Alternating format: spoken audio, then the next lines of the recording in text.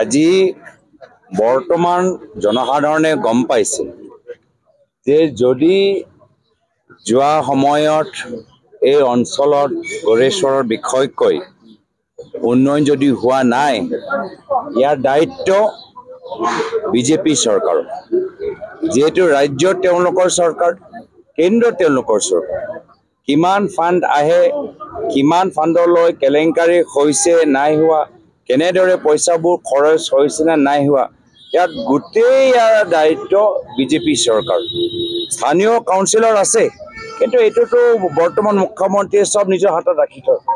চব নিজৰ, যেতিয়ালৈকে তেওঁলোকে একো টেক্স নাপায়, নিজৰ তেওঁৰ যেটা বিশেষ দিছপুৰ টেক্স বিচাৰে, যেতিয়ালৈকে সেই টেক্সটো নাপায় তেওঁ পইচা এৰি নিদিয়ে। কিন্তু আমি দেখা পাইছোঁ যে মুখ্যমন্ত্ৰীয়ে এনেকুৱা ক'বলৈ বিচাৰে যে ইয়াত যে কেলেংকাৰী হৈছে তাৰ কাৰণে তেওঁলোকৰ চৰকাৰৰ কোনো দায়িত্ব নাই। এইটো কি ধৰণৰ যুক্তিহীন কথা?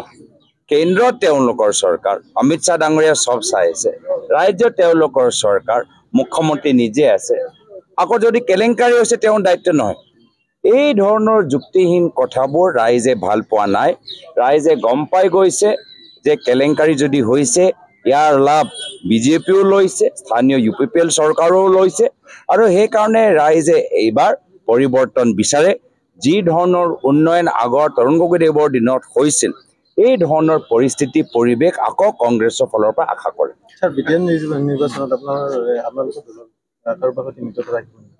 পুনৰবাৰ কৈছোঁ যে আজি তাৰিখত আমাৰ কৰ্মীখিনি ইমান আৱেগিক হৈছে যে সদায় আমি মিত্ৰতা সম্পৰ্কত দলৰ নিজৰ বলিদান তেওঁলোকে চাবলৈ হৈছে।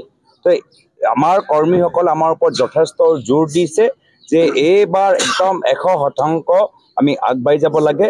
আমি কৰ্মীখিনিৰ লগত আলোচনা কৰি আছোঁ যে আমি আপ্ৰাণ চেষ্টা কৰিম, সংগঠনটো আমি থিয় কৰিম। আমাৰ বিধায়কসকল আজি আহিছে, যিদৰে আজি আমাৰ বিধায়কসকল যোৱা এমাহৰ ভিতৰত যিমান কষ্ট কৰিছে, আজিও আপোনালোকে দেখিছে 3 গৰাকী বিধায়ক, আমাৰ ৰেকিবুদ্দিন আহমেদ ডাঙৰীয়া, দিগন্ত বৰ্মন ডাঙৰীয়া, নন্দিতা দাস ডাঙৰীয়ানী, প্ৰাক্তন বিধায়ক আমাৰ উপসভাপতি প্ৰাণেশ্বৰ বসুমতাৰী ডাঙৰীয়া, যিদৰে গোটেই দলটো ইয়াত নামি পৰিছে।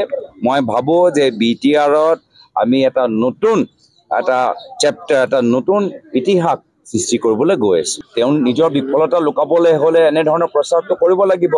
যোৱা 5টা বছৰ যে একো কৰিব নোৱাৰিলে, যোৱা 10টা বছৰ বিজেপি একো কৰিব নোৱাৰিলে, কেন্দ্ৰত থাকিও একো কৰিব নোৱাৰিলে, জনজাতি মানুহক অধিকাৰ দিব নোৱাৰিলে, ভূমিহীন মানুহক ভূমি দিব নোৱাৰিলে, বিভিন্ন কলেজৰ ভিতৰত তেওঁলোকক উন্নয়ন কৰিব নোৱাৰিলে, নিজৰ বিফলতা লুকাবলৈ যোৱা 10টা বছৰ বিফল কোন হৈছে?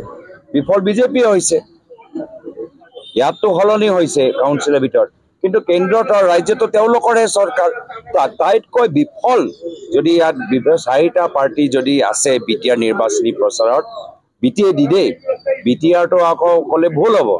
এইটোৱেতো হ'ল বিজেপি, যে BTR যে কৰিব নোৱাৰিলে। আজি আমি BTR নিৰ্বাচন আমি কৰা নাই, আজি BTAD নিৰ্বাচন হৈছে। নিজৰ বিফলতা লুকাবলৈ, নিজৰ কেলেংকাৰী লুকাবলৈ আজি তেওঁলোকৰ যে মন্ত্ৰী সম্পূৰ্ণভাৱে বিফল হৈছে।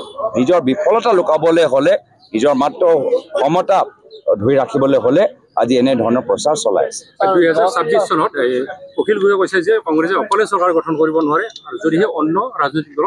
এতিয়া আমি BTRত আহিছোঁ, ইয়াততো আমি স্থানীয় বিষয়ৰ ওপৰত কথা পাতিম। আপুনি বিচৰা বাতৰি পাব কেৱল News 18 এপত। News 18 এপ ডাউনলোড কৰিবলৈ স্কেন কৰক এই QR কোড।